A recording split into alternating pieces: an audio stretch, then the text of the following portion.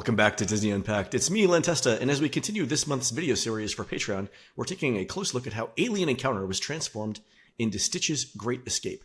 And speaking of we, I want to bring in my co-hosts. The first one, veteran Imagineer Jim Shull, known to rock aficionados everywhere as Baba O'Reilly. How's it going, Jim? All right, I'll take that. It's tribute, it's high praise. Time. Okay, everyone, great to be back. And entertainment writer Jim Hill. Jim, how's it going? Hey, Len. But before we get started here talking about Stitch's Great Escape, I wanted to double back to extraterrestrial alien encounter for a sec here. In particular, the marquee that guests used to walk by as they entered this Tomorrowland attraction. Here's a photo that I'd like us to talk about. And Mr. Hill, can you read the fine print there for all of us who can't read it ourselves? Okay, on the bottommost edge of this thing, it says, a sensory thriller from Disney and George Lucas. All right, this is the first time I'm hearing that George Lucas had a hand in the creation of the original version of Alien Encounter. Is that what you're saying? Evidently. He was enough involved with this project that Disney felt they had to include his name on the marquee. Guys, this is why lawyers have, those big palatial offices. This is probably more of a contractual obligation than an actual, I did a lot of work and here's my bill for the hours I spent. Yeah, Lucas was involved with this, but he was involved with a lot of things with Disney at that period of time. I mean, go look at the Temple Apparel sign above the coaster there in Disneyland, Euro Disneyland, and Adventureland. There's no Indy in that ride, but there is George Lucas's name. So, things happen because of the beauty of lawyers. Anyway, long story short, he was involved not in the very early phase of the project, but he was involved, importantly, in the middle phase. And this was when the Imagineers were trying to find a story, right? The way it's always been explained to me is that Disney reached out to Lucas because they were no longer going to build Alien Encounter around the xenomorph from Ridley Scott's Alien movie, right? Oh, that's interesting. So if they're not going to use Alien, the next most logical person who's invented a lot of Alien characters at this time in cinema history is George Lucas. Is that what they want? A new Alien for the show and George's help doing it? Well, they couldn't have the one from 20th Century Fox, and they didn't want to buy that Alien all over again. But they did need an Alien, and George, as you just pointed out, had a lot of aliens in his portfolio, and some of them were friendly-ish aliens. And that's what they kind of wanted to do over there in Glendale, in the halls of Imagineering. They were looking for something that was very different, but still an alien. And also, George Lucas, when he dealed himself into the deck, he wanted to play with the audience's expectations of what a Disney park attraction would be, especially one in the Magic Kingdom. Ooh, that sounds risky. What did he have in mind? It's interesting Jim brings up that Lucas played with the audience's expectations, because if you think about it, they did that with Star Tours as well. The idea that was the first ride where something went horribly wrong. But as it was explained to me with Alien Encounter, once the horse collars came down around guest shoulders, again in the main theater of Alien Encounter, the idea was the excess tech employees were then supposed to reveal that the audience wasn't really there for a teleportation demonstration, but rather these people were now supposed to be on the menu for whatever was about to be beamed into the room. Wow. So not teleportation, but rotisserie. There we go. Okay. I'm surprised that Disney, knowing this, did not first extract the wallets from the guests who were going into it. Because, money's not edible. It's not going to do the alien any good. Okay, but a larger point is that is not the kind of story that you would expect, not only from Disney, but in the Magic Kingdom. Wow, one of the capsule parks. No, it wasn't a Bluebirds and Fuzzy Rabbit kind of a story, and especially one in the Magic Kingdom. But, guys, Disney had been playing the sandbox before this moment. This was, at that point, the Disney company where Michael Eisner kept pressing them to do something outside of the normal comfort zone. This is the company who made the movie Beauty and the Beast. And that movie, the whole point of it was that, look for us to look beyond the monstrous exterior of the central creature to the beautiful person within. I'm just going to take a moment here to point out that because Disney owns both properties, Heffalumps versus Predator is a viable movie franchise, guys. But anyway, okay. So the alien beams into the theater, and then the alien's the one that rescues the audience? Like, what was the plot here? Well, something to that effect. I mean, the tag for this version of Alien Counter was, after you've been released from your horse collars or harnesses by the heroic alien, and now we're entering the post-show gift shop, you were going to, as you walk through the threshold, pulling out your credit card to buy plush, you'd hear in the distance the sounds of the excess tech employees screaming and fleeing from the beamed-in beast. They were about to take a major smackdown. And you know the old book, To Serve Man? This was going to be the illustration. Okay. But then, given the limitations of 4D audio and the physical setup part of the old Flight of the Moon Theater, that's going to be really hard to pull off inside a 10-minute long theme park show, right? Yeah, the Imagineers were really looking for a way to pull the rug out from audiences. Yeah, it was a short show to tell a lot of story.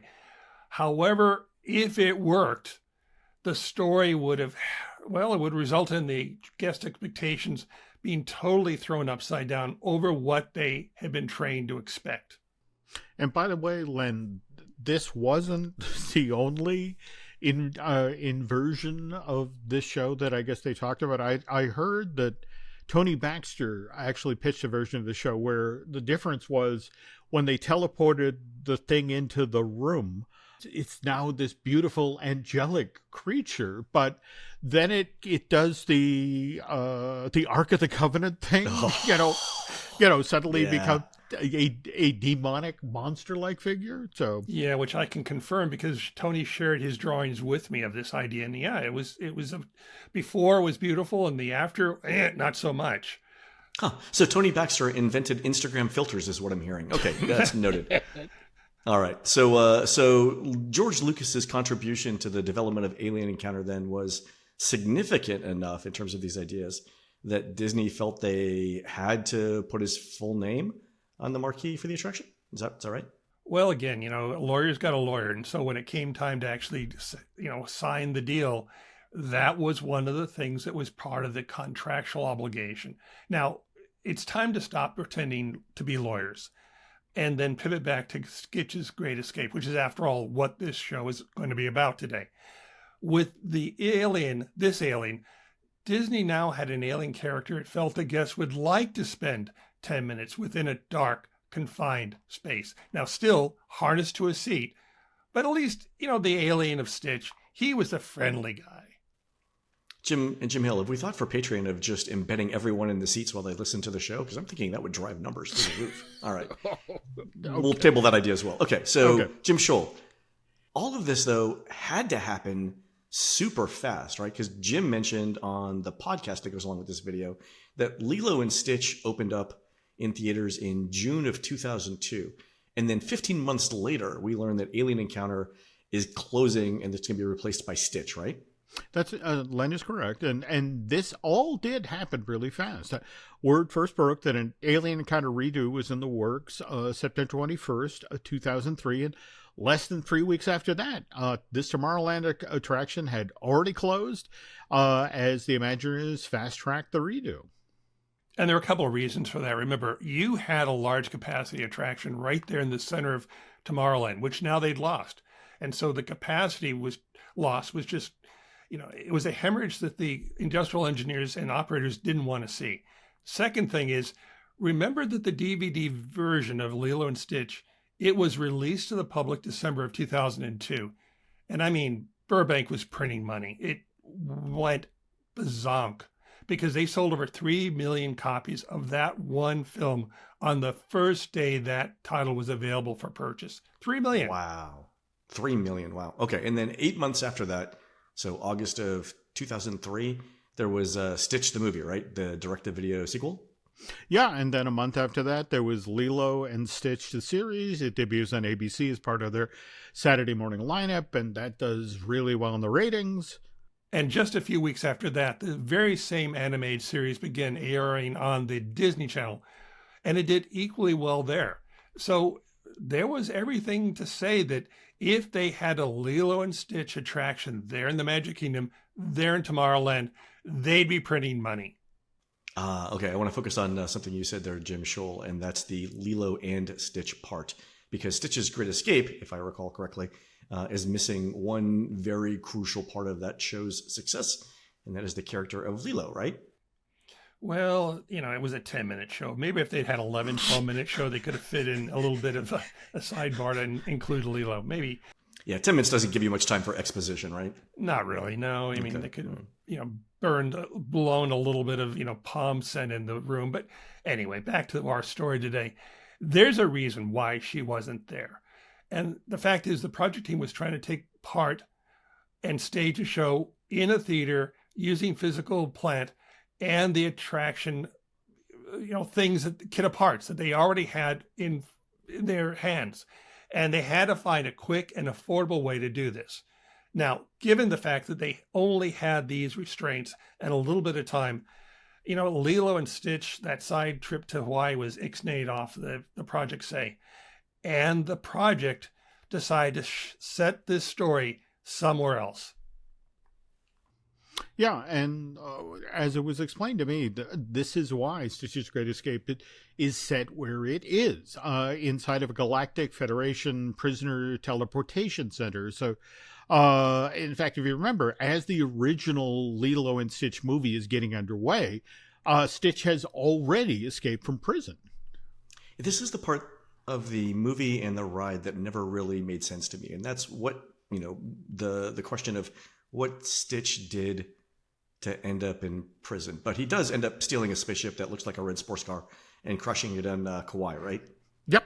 Yeah, that's what we both saw in the movie, but it's going to, this show is not going to be about the movie. It's not going to be what we used to call in WDI a book report. They wanted to do an extension of their show and the story from the movie. So the team decided to set the location of this show inside of the Galactic Federation prison, basically rolling the movie back to the point in time where Stitch was still the nasty Stitch, still in his little spacesuit, still in captivity. And what they did once they made that decision, it rolled all the dice in one direction. And it was the direction that this was going to be a show about Stitch, the nasty version, actually breaking out of that prison. Jim Shull, are we supposed to be sympathizing with Stitch at this point? Are we rooting for him? Well, it depends on, how much patience you have for the nasty toddler. Okay. All right. And here's why I mention it. Because if you think about the title of the attraction, Stitch's Great Escape, and you remove the word Stitch, you have Great Escape, which is a classic movie about escaping from a prison. And we sympathize with those characters, right? That's an interesting point. Yeah. Okay. All right. Okay. So anyway, you think about the pieces that are already in the auditorium, left over from Alien Encounter or whatever. The holding area just after the entrance, the pre-show space, right? The actual attraction entrance, the post-show gift shop, which isn't going anywhere. I mean, that all sounds pretty doable in terms of like step A, step B, step C, step D. Like you have enough there already to really spend time making this fun, right? Somewhere in there. Yeah, I mean, it sounds logical. It sounds easy, in fact, but they had one teeny little problem. And that is when Stitch is in that prison, the Galactic prison, he's not the cute, lovely, funny, fuzzy alien that everyone knows and loves from the movies and now the TV show. Oh, is this canon? This is canon? If this is pre-meeting Lilo? This is pre-meeting Lilo. That's it's a great sidebar. Got it. Okay.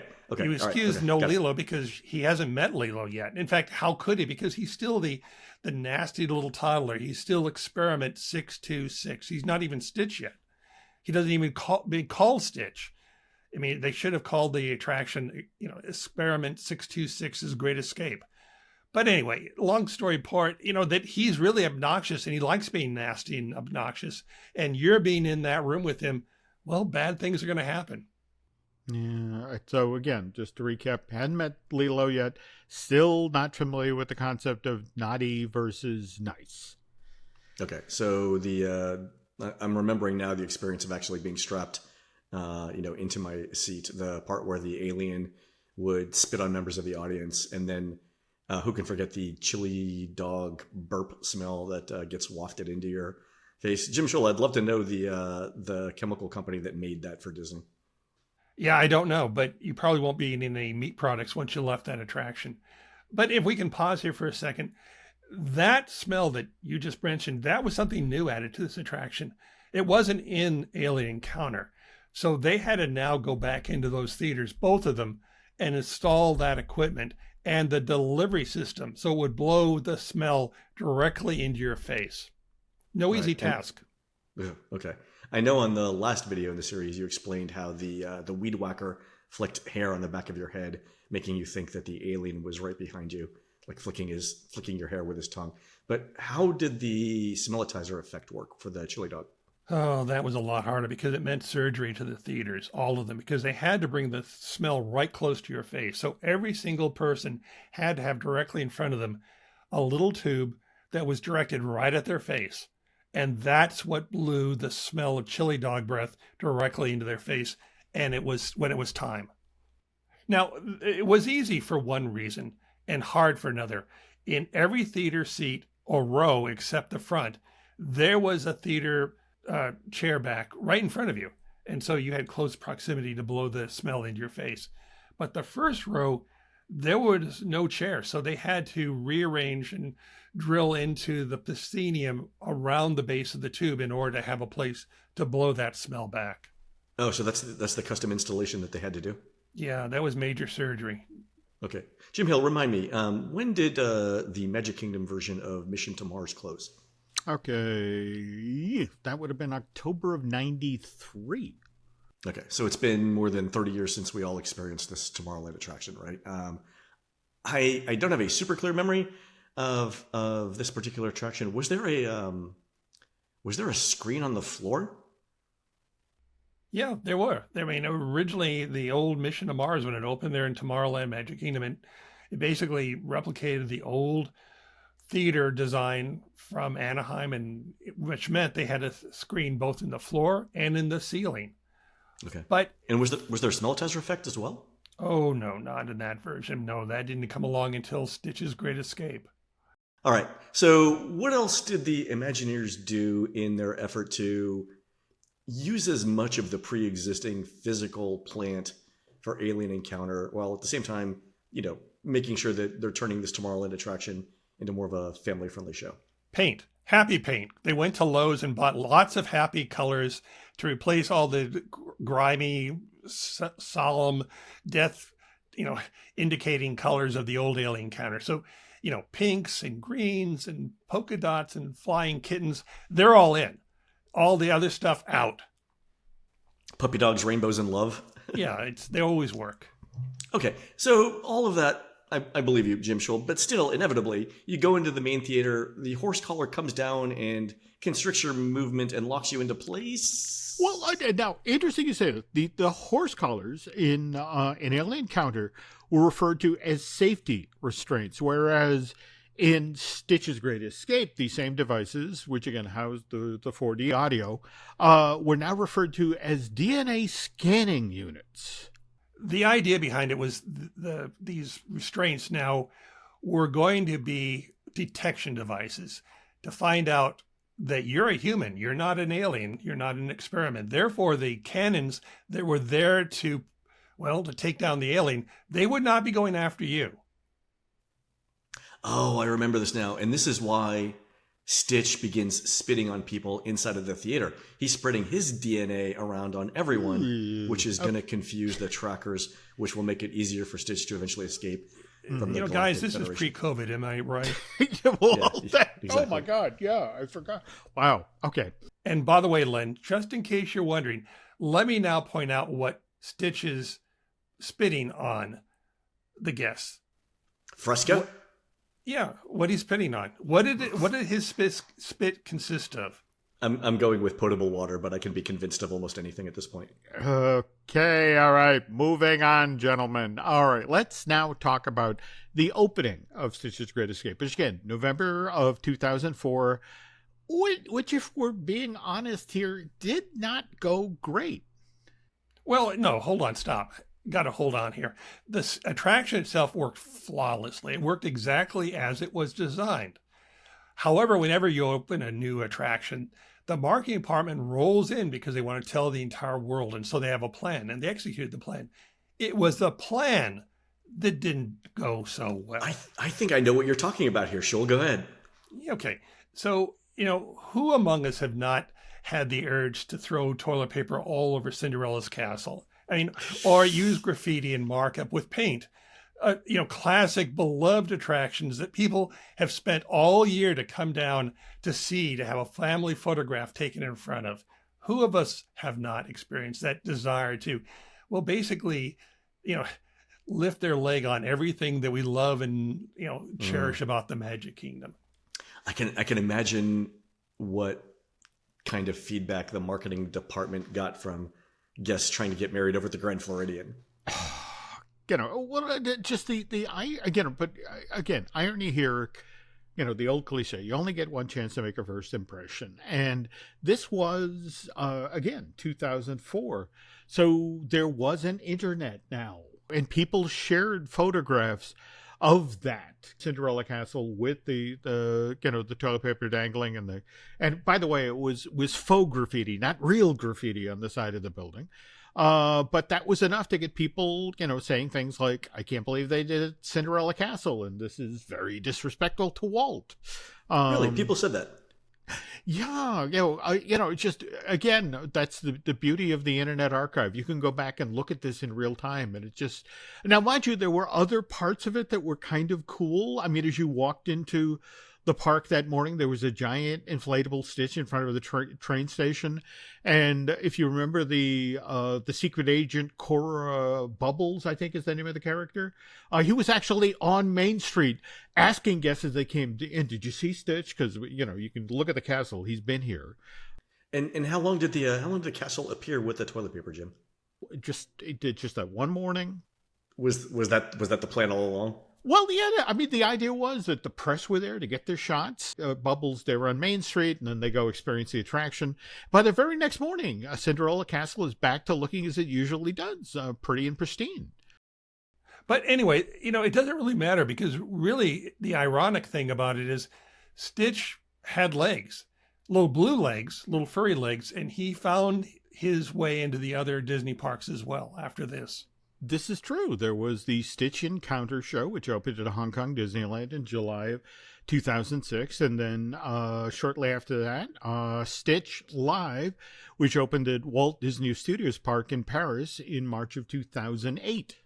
Oh, I forgot about these. These were the follow-ups to Turtle Talk with Crush, right? But with Stitch instead of the 150-year-old turtle. But this time, the Disney Imagineers learned from their error there in Florida, because now in this new show, it wasn't 626 the guests saw. No, it was the cute, fuzzy, funny, lovable version of Stitch that people remembered and embraced from the movies. At the end of the movie. Yeah, I mean, let's face it. Stitch is not a sympathetic character in the parks and doesn't have a great track record in the Magic Kingdom. I mean, the Supersonic stage show lasted for, 6 weeks in the Magic Kingdom? Oh, yeah. That opened May of 2009 and didn't even make it till the 4th of July weekend of that year. But I got to note here that Stitch does have legs elsewhere. For example, over in Tokyo Disneyland, there, the Stitch show was actually sort of kind of replacing the beloved Enchanted Tiki Room show. And it was the cute Stitch making out as if he were Elvis Presley. And that show still is open. And it has been open since July of 2015. So it's basically Stitch as Elvis plus talking flowers and tikis. I mean, what's not to love there? But the Stitch's Great Escape, was it, Jim Hill, remind me here, 2016, the fall of 2016, when it switched to a seasonal schedule? Is that right? Yeah.